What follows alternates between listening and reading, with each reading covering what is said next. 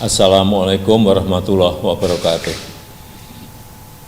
Yang saya hormati Bapak Wakil Presiden, Bapak Ibu sekalian yang saya hormati, rapat terbatas yang hari ini akan melanjutkan kembali pembahasan mengenai peta jalan pendidikan untuk 2020-2035, sehingga akan mengerucut lagi dari apa yang sudah kita bahas pada ratas-ratas sebelumnya.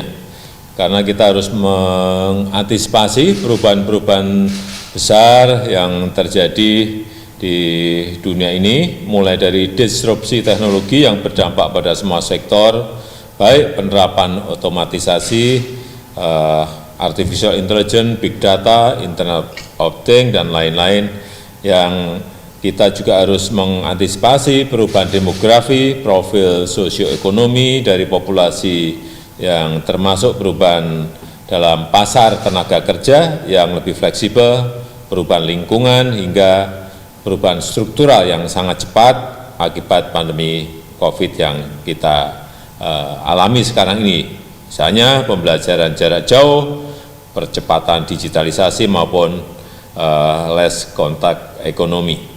Banyak negara di dunia sudah mulai mengadaptasi sistem pendidikan mereka, baik itu pendidikan prasekolah, pendidikan dasar, menengah, vokasi, dan perguruan tinggi untuk memenuhi kebutuhan perubahan besar yang ada. Untuk itu ada beberapa hal yang ingin saya tekankan untuk menjadi perhatian kita semuanya. Yang pertama, karena cara bekerja pada masa depan akan jauh lebih berbeda dengan yang kita alami hari ini, maka pembentukan SDM yang unggul di masa depan tidak bisa lagi berdasarkan perkembangan ilmu yang dibentuk berdasarkan tren masa lalu, tapi tren masa depan. Untuk itu saya minta dilakukan benchmarking pada negara-negara yang telah berhasil mengadaptasi sistem pendidikan untuk memenuhi kebutuhan perubahan di masa depan, seperti di Australia untuk pendidikan anak usia dini, Finlandia untuk pendidikan dasar dan menengah, di Jerman untuk pendidikan vokasi, di Korea untuk perguruan tinggi. Yang kedua, SDM unggul yang ingin kita bangun adalah SDM yang berkarakter, yang berakhlak mulia, dengan menumbuhkan nilai-nilai budaya Indonesia dan Pancasila. Pendidikan karakter tidak boleh dilupakan karena ini merupakan hal yang sangat penting dalam pembangunan mental dan karakter bangsa.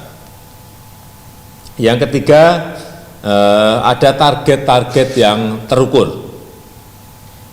Berapa target angka partisipasi untuk pendidikan dasar, pendidikan menengah, pendidikan tinggi. Saya kira ini kita buat targetnya yang tinggi saja, biar kita optimis, biar kita semangat. Kemudian seperti apa target untuk hasil belajar berkualitas, baik itu untuk perbaikan kualitas guru, perbaikan kurikulum maupun infrastruktur sekolah, dan bagaimana untuk mewujudkan distribusi pendidikan yang inklusif dan juga merata.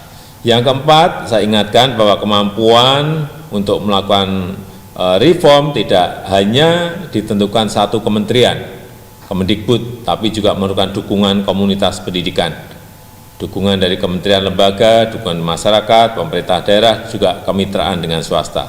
Karena reformasi pendidikan bukan hanya mencakup penyesuaian kurikulum, pedagogi, dan metode penilaian, tapi juga menyangkut perbaikan infrastruktur, penyediaan akses teknologi, dan juga yang berkaitan dengan dukungan pendanaan. Saya rasa itu sebagai pengantar yang bisa saya sampaikan.